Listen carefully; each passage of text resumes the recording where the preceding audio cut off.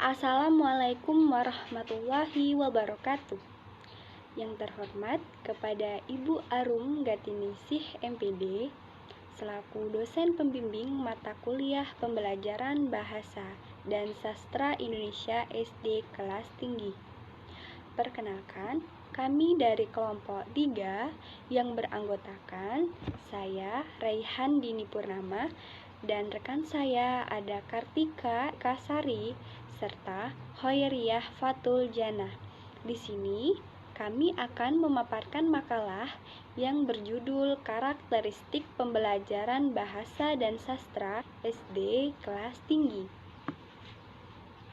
Hakikat pembelajaran Bahasa Indonesia Sekolah Dasar. Bahasa Indonesia merupakan alat komunikasi di sebagian besar penduduk Indonesia. Oleh karena itu, bahasa Indonesia digunakan sebagai alat ungkapan diri dari bentuk lisan maupun tulisan. Semua warga di Indonesia harus dan wajib bisa menggunakan bahasa Indonesia, disebabkan karena hal itu merupakan keharusan dalam pergaulan Negara Kesatuan Republik Indonesia. Secara praktis, bahasa Indonesia sebagai alat komunikasi masyarakat yang berupa sistem lambang bunyi yang mengandung makna. Pada hakikatnya, pembelajaran bahasa Indonesia adalah membelajarkan peserta didik tentang keterampilan berbahasa Indonesia yang baik dan benar sesuai tujuan dan fungsinya. Baik, saya akan melanjutkan materi selanjutnya, yaitu tentang B. Karakteristik pembelajaran bahasa Indonesia di SD kelas tinggi. Pembelajaran bahasa Indonesia diarahkan untuk meningkatkan kemampuan peserta didik untuk berkomunikasi dalam bahasa Indonesia dengan baik dan benar. Peserta didik dimungkinkan untuk memperoleh kemampuan berbahasanya dari segi bertanya, menjawab, menyanggah, dan beradu argumen dengan orang lain.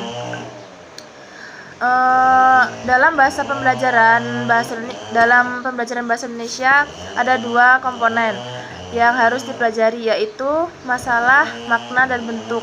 Kedua unsur tersebut harus hadir secara stimulan dan keduanya harus ada. Namun, bahasa harus menyadari bahwa komponen makna menjadi unsur utama dalam pembentuk bahasa, dan karena itu bahasa menjadi sarana pembentukan pikir manusia. Untuk itu, guru perlu menyadari bahwa kemampuan berpikir yang harus dibentuk dalam bahasa adalah kemampuan berpikir tersebut disebut dengan berpikir metodologis yang hanya dapat dicapai melalui pembelajaran teks berdasarkan pendekatan ilmiah atau saintifik. Sebagai alat ekspresi diri, bahasa Indonesia merupakan sarana untuk mengungkapkan sesuatu yang ada dalam diri seseorang, baik berbentuk perasaan, pikiran, gagasan, dan keinginan yang dimiliki. Begitu juga digunakan untuk menyatakan dan memperoleh keberadaan diri seseorang kepada orang lain dalam berbagai tempat dan situasi. Kegiatan bahasa Indonesia mencakup kegiatan produktif dan reseptif di dalam 4 bahasa berbahasa, yakni mendengarkan, berbicara, membaca, dan menulis. Kemampuan berdasarkan berbahasa yang bersifat reseptif pada hakikatnya merupakan kemampuan untuk memahami bahasa yang dituturkan oleh pihak lain.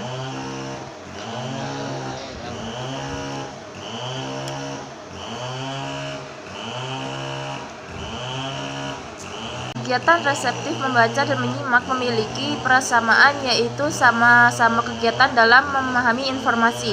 Perbedaan kedua kemampuan tersebut yaitu terletak pada sarana yang digunakan, yaitu sarana bunyi dan sarana tulisan. Bahasa memiliki peran sentral dalam perkembangan intelektual, sosial, dan emosional peserta didik dan merupakan penunjang keberhasilan dalam mempelajari semua bidang studi.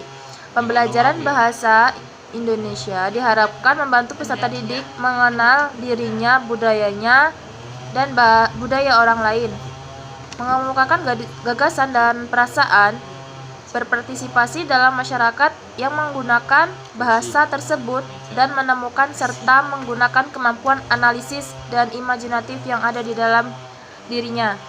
Baiklah, di sini saya akan melanjutkan pembahasan materi. Guru sebagai pengelola pembelajaran dapat menyediakan lingkungan belajar yang kondusif dan pendekatan pembelajaran yang bermuatan keterkaitan atau keterpaduan sehingga membuat anak secara aktif terlibat dalam proses pembelajaran dan pembuatan keputusan. Jadi, kita sebagai guru harus bisa membuat lingkungan belajar. Lingkungan belajar itu kan bagaimana suasana kelas kita bisa menjadi menyenangkan dan lebih kondusif agar peserta didik itu lebih tertarik dalam belajar.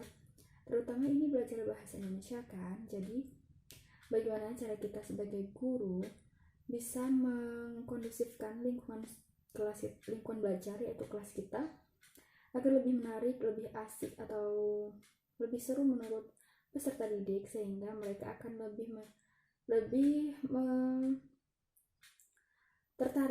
tertarik untuk belajar dan mereka juga akan dengan mudah memahami pelajaran yang kita sampaikan. Dan pendekatan pembelajaran yang kita gunakan tentu juga akan mempengaruhi bagaimana keberhasilan kegiatan belajar yang kita laksanakan pada hari itu. Dan dengan pendekatan pembelajaran itu tentu akan mempermudah siswa untuk menerima pelajaran yang kita sampaikan. Dan kita harus juga menyesuaikan bagaimana pendekatan pembelajaran yang sesuai dengan materi yang akan kita sampaikan.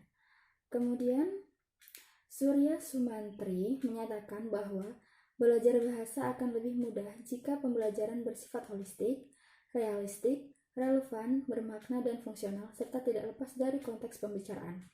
Nah, pembelajaran bersifat holistik itu pembelajaran yang menekankan atau berpusat pada siswa. Jadi, pembelajaran holistik itu bagaimana cara kita untuk memberikan sifat pada pembelajaran itu, cara agar siswa itu lebih aktif, karena pembelajaran ini bersifat berpusat pada peserta didik. Selanjutnya realistik. Bersifat realistik berarti real, kehidupan nyata yang berhubungan dengan kehidupan sehari-hari peserta didik. Relevan berarti mempunyai hubungan atau keterkaitan yang sesuai. Bermakna tentu dalam belajar bahasa Indonesia, bahasa dan sastra Indonesia, ya bahasa Indonesia itu kan bahasa nasional negara kita. Jadi peserta didik yang mendapatkan ilmu baru tentu akan memberikan makna tersendiri dalam dirinya dan bisa digunakan dalam kehidupan sehari-hari. Kemudian selanjutnya fungsional. Nah, fungsional ini tentu lebih bertitik berat pada kebermanfaatan. Jadi apa yang mereka dapatkan dalam kegiatan belajar di sekolahnya itu bisa bermanfaat bagi atau dalam kehidupan sehari-hari, bisa mereka realisasikan dalam kehidupan mereka sehari-hari dan tidak lepas dari konteks pembicaraan. Tentu saja materi yang kita sampaikan itu tidak akan pernah keluar dari konteks pembicaraan. Kemudian dalam kita kan belajar saat ini menggunakan kurikulum 2013. Tentu saja itu menggunakan pendekatan pembelajaran terpadu. Nah, dalam pendekatan pembelajaran terpadu, dalam pengajaran bahasa, sebenarnya dilandasi oleh pandangan bahasa holistik atau whole language, yang memperlakukan bahasa sebagai sesuatu yang bulat dan utuh, dan dalam proses belajar sesuai dengan perkembangan peserta didik. Dalam proses pembelajaran bahasa holistik, guru menjadi model dalam berbahasa, yaitu membaca dan menulis, serta bertindak sebagai fasilitator dan memberikan umpan balik yang positif. Nah, guru dalam pembelajaran bahasa holistik ini menjadi model dalam berbahasa, yaitu membaca dan menulis. Jadi, kita menjadi model. Bagaimana kita mencontohkan sikap kita dalam berbicara dan membaca. Tentu saja kita harus menguasai terlebih dahulu materi tersebut sehingga kita juga dengan mudah menyampaikannya kepada peserta didik kita nanti. Kemudian guru bertindak sebagai fasilitator.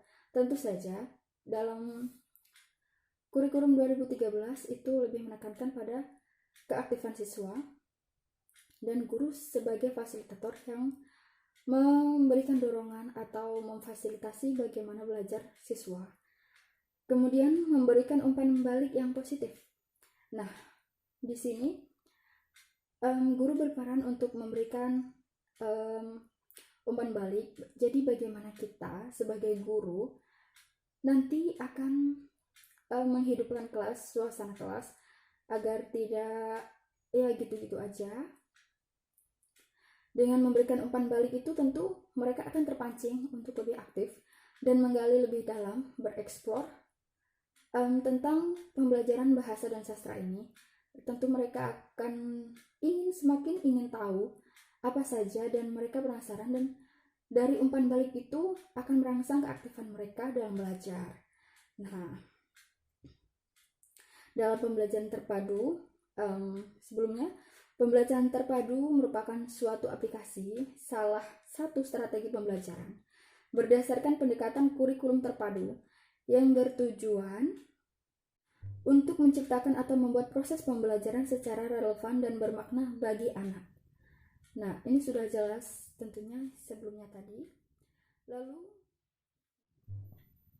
dengan pendekatan terpadu, peserta didik didorong untuk berani bekerja secara berkelompok dan belajar dari hasil pengalamannya sendiri. Nah, di sini dijelaskan bahwa peserta didik itu diajak untuk berpartisipasi aktif dalam kegiatan kelompok itu atau belajar diskusi, dan di situ mereka akan belajar dari pengalaman mereka sendiri, berusaha untuk menemukan atau memecahkan masalah yang nantinya akan menghasilkan sebuah kesimpulan dari permasalahan itu dan menemukan problem solving.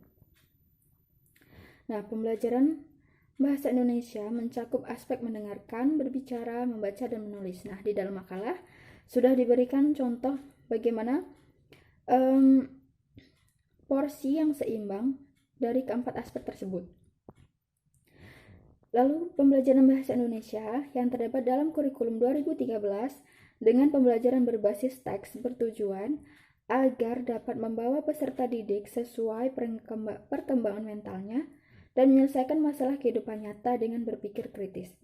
Jadi, pembelajaran bahasa Indonesia itu akan menjadikan peserta didik itu tentu saja sesuai dengan mentalnya, atau sudah dirancang dalam kurikulum 2013 itu sudah sesuaikan materinya untuk setiap kelasnya sesuai dengan mentalnya, dan akan merangsang mereka bagaimana mereka berpikir kritis dan memecahkan masalah yang berkaitan dengan kehidupan sehari-hari.